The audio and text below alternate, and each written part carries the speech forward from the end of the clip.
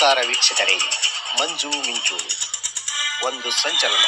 ಭಾರತೀಯ ಸಂಸ್ಕೃತಿ, ದೇಶದ ಅಭಿವೃದ್ಧಿ, ಸರ್ವ ಜನಾಂಗದ ಸಾಮಾಜಿಕ ಬದ್ಧತೆಗೆ ಆದ್ಯತೆಯೇ ನಮ್ಮ ಮಂಜು ಮಿಂಚು. ಮಂಜು ಮಿಂಚಿನ ಸಂಚಲನದ ಮಾಹಿತಿ ಮಂಜುನಾಥ್ ಎಂ ಮಳ. ಹಲೋ ವೀಕ್ಷಕರೇ, ಕೇಂದ್ರ ಸಚಿವರಾದ ಪ್ರಹ್ಲಾದ್ ಜೋಶಿ ಅವರು ಕಲ್ಲಡಿ ತಾಲೂಕಿಗೆ ಭೇಟಿ ನೀಡಿ ಅನೇಕ ಕಾಮಗಾರಿಗಳನ್ನು ವೀಕ್ಷಿಸಿದರು. ಅದರಂತೆ ಮೊದಲಿಗೆ ಹಿರೇಹೊನ್ನಳ್ಳಿಯ ಶಾಲೆಗೆ ಭೇಟಿ ನೀಡಿ ವಿಕಾಸ್ ಸಂಸ್ಥೆಯಿಂದ 1ರಿಂದ 5ನೇ ತರಗತಿವರೆಗಿನ ಮಕ್ಕಳಿಗೆ ಸಮವಸ್ತ್ರ ವಿತರಣೆ ಮಾಡಿದರು. ನಂತರ ಹಿರೇಹೊನ್ನಳ್ಳಿಯಿಂದ ಧಾರವಾಡ ರಸ್ತೆಗೆ 50 ಕೋಟಿ, ತಬಕದಹೊನ್ನಳ್ಳಿಯಿಂದ ತಡಸ್ಗೆ ರಸ್ತೆಗೆ 50 ಕೋಟಿ, ಬೇಗೂರು ಬಿಸ್ನಳ್ಳಿ ಹಿರೇಹೊನ್ನಳ್ಳಿ ರಸ್ತೆಗೆ 3 ಕೋಟಿ, ಗುಡಗಲ್ಕಟ್ಟಿ ತಡಸದ ಮಾರ್ಗದಲ್ಲಿರುವ ತಬಕದಹೊನ್ನಳ್ಳಿ ಗುಡಗಲ್ಕಟ್ಟಿ ಮಾರ್ಗದಲ್ಲಿ 2 ಕೋಟಿ, ಈ ರೀತಿಯಾದ ಅನೇಕ ರೀತಿಯ ತಮ್ಮ ಕಾಮಗಾರಿಗಳನ್ನು ವೀಕ್ಷಿಸುತ್ತಾ ಅನೇಕ ಅಭಿವೃದ್ಧಿ ಕೆಲಸಗಳನ್ನು ಕೈಗೊಂಡರ ಬಗ್ಗೆ ಜನತೆಗೆ ಮಾಹಿತಿಯನ್ನು ನೀಡಿ ತಮ್ಮ ಸರ್ಕಾರದ ಸಾಧನೆಗಳ ಬಗ್ಗೆ ವಿವರಿಸಿದರು. ಮಾಹಿತಿ ಮಂಜು ಮಿಂಚು, ಮಂಜುನಾಥ್ ಎಂ ಮಾಳಗಿ.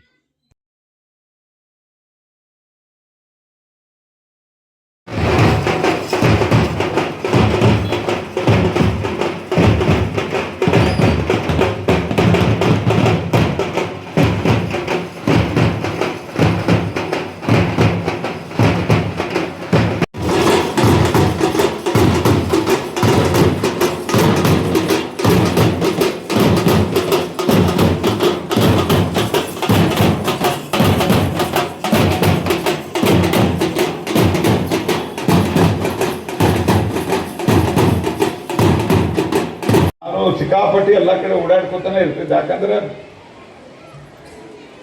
ಮೊದಲೇ 2ನೇ ಸರ್ತಿ MP ಇದ್ದಾಗ ನನ್ನ ಜವಾಬ್ದಾರಿ ಏನು ರಾಷ್ಟ್ರ ಮಟ್ಟದ ಜವಾಬ್ದಾರಿ ಇರಲಿಲ್ಲ.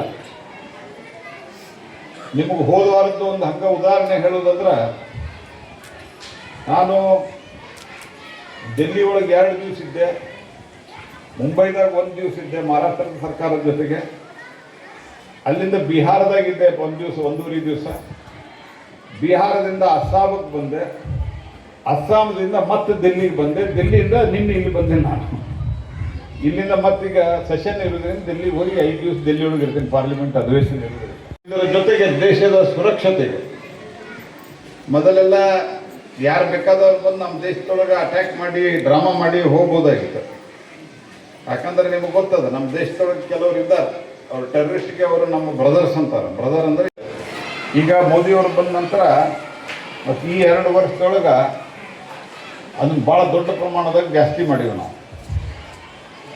ಸೊ ಹೀಗಾಗಿ ನಮ್ಮ ದೇಶದೊಳಗೆ ಈಗ ನಿಮ್ಮಲ್ಲಿ ನಮ್ಮ ಇಲ್ಲಿ ರಾಜ್ಯ ಸರ್ಕಾರ ವಿದ್ಯುತ್ ಸರಿ ಕೊಡ್ತದೆ ಗೊತ್ತಿಲ್ಲ, ಇಷ್ಟು ಮಾತ್ರ ನಾನು ಖಾತ್ರಿ ಹೇಳ್ತೇನೆ, ನಮ್ಮ ದೇಶದೊಳಗೆ ಎಷ್ಟು ಬೇಕು ಅದಕ್ಕಿಂತ ಜಾಸ್ತಿ ವಿದ್ಯುತ್ ಉತ್ಪಾದನೆಯನ್ನು ನಾವು ಮಾಡಲಿಕ್ಕೆ ಶುರು ಮಾಡಿದ್ದೀವಿ.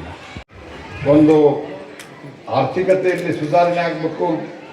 ದೇಶ ಭಾಳ ದೊಡ್ಡದು ನಮ್ಮದು, 140 ಕೋಟಿ, ಜಗತ್ತಿನಾಗ ಇಲ್ಲಿ ಇಷ್ಟು ಜನಸಂಖ್ಯೆ ಎಲ್ಲೂ ಇಲ್ಲ.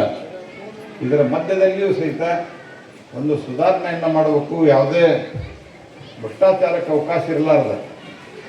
ಈಗ ನಾನು ಅದನ್ನೇ ಹೇಳ್ತಾ ಇದ್ದೆ, ನಾವೇನು ಅಲ್ಲಿಂದ ಗುದ್ದಾಡಿ ಇಲ್ಲಿಂದ ಗುದ್ದಾಡಿ ಕೊಡ್ತೀವಿ, ಅದರಲ್ಲಿ ₹1 ಭ್ರಷ್ಟಾಚಾರ ಆಗಬಾರ್ದು. ಯಾಕಂದ್ರೆ ಭಾಳಷ್ಟು ಜನ ವರ್ಕ್ ಸ್ಯಾಂಕ್ಷನ್ ಆದ ಕೂಡಲೇ ಮೊದಲು ಹೋಗಿ ರಾಜಕೀಯ ಮುಖಂಡರನ್ನ ನಮ್ಮಂಥವ್ರನ್ನ ಭೇಟಿ ಆಗ್ತಾರೆ. ನಾ ಯಾರು ಕಾಂಟ್ರಾಕ್ಟ್ರು ಯಾರು ಮಾಡ್ಯಾರ ನಮ್ಗೆ ಗೊತ್ತಿರೋದಿಲ್ಲ, ನಾವು ಬಂದು ನಾವು ಮಾಡ್ರೆ ನಾವು ಚಲೋ ಮಾಡಂತ ಅಷ್ಟೇ ಹೇಳ್ತೇನೆ. ನಾವು ₹1 ಎಲ್ಲೂ ಕೂಡ ಇವತ್ತಿನವರೆಗೆ ಭ್ರಷ್ಟಾಚಾರದಲ್ಲಿ ಕೈ ಹಾಕಿಲ್ಲ, ಮುಂದೂ ಹಾಕೋದಿಲ್ಲ ನಾನು. ಅದಕ್ಕೆ ಇಲ್ಲೂ ಏನು ನಡೆದದ, 2 ಸ್ಕೂಲ್ ₹28 ಲಕ್ಷದಲ್ಲಿ ಅದರದ್ದು ಚಲೋ ಒಳ್ಳೆ ರೀತಿಯಿಂದ ಕ್ವಾಲಿಟಿ ಕಟ್ಟಡ ಕಟ್ಟಿಸ್ರಿ. ಅದಕ್ಕೆ ಮುಂದೆ ನಾವು ಡೆಸ್ಕು ಕೊಡ್ತೀವಿ, ಆ ಡೆಸ್ಕು ಕೊಡ್ತೀವಿ ಎಲ್ಲ ರೀತಿಯಿಂದ ನಮ್ಮ ಮಕ್ಕಳಿಗೆ. ಯಾಕಂದ್ರೆ ಭಾಳ ಜನ ಕನ್ನಡ ಮೀಡಿಯಮ್ದಾಗ ಕಲಿತ್ರೆ ಹೆಂಗ್ರಿ ನಮ್ಮ ಮಕ್ಕಳಿಗೆ ಅಂತಾರೆ. ನಾ ಕನ್ನಡ ಮೀಡಿಯಮ್ದಾಗ ಕಲ್ತೀನಿ, ನಮ್ಮ ಮನ್ಯಾಗೂ ಎಲ್ಲ ಕನ್ನಡ ಮೀಡಿಯಮ್ದಾಗ ಕಲ್ತಾರೆ, ಎಲ್ಲರೂ ಚಲೋ ಆಗ್ಯಾರ, ಏನು ತೊಂದರೆ ಆಗಿರ್ನೇನು ಯಾರಿಗೆ ಆಗಿಲ್ಲ.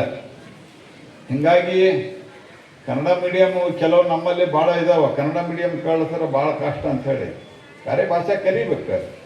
ನಾ ಏನು ಕಲ್ತಿಲ್ಲ ಅಂತಿಲ್ಲ, ನಾನು ಇಂಗ್ಲೀಷು ಸ್ವಲ್ಪ ಮಾತಾಡ್ತೀನಿ, ಆಮೇಲೆ ಹಿಂದಿ ಮಾತಾಡ್ತೀನಿ. ಆದರೆ ಕನ್ನಡ ಕಲಿಬೇಕು. ಕನ್ನಡದೊಳಗೆ ನಾವೆಲ್ಲ ಕನ್ನಡನ ಕಲ್ತೀವಿ, ಇದ್ರ ಬಗ್ಗೆ ಏನು ಅನುಮಾನ ಇಲ್ಲ ನನಗೆ.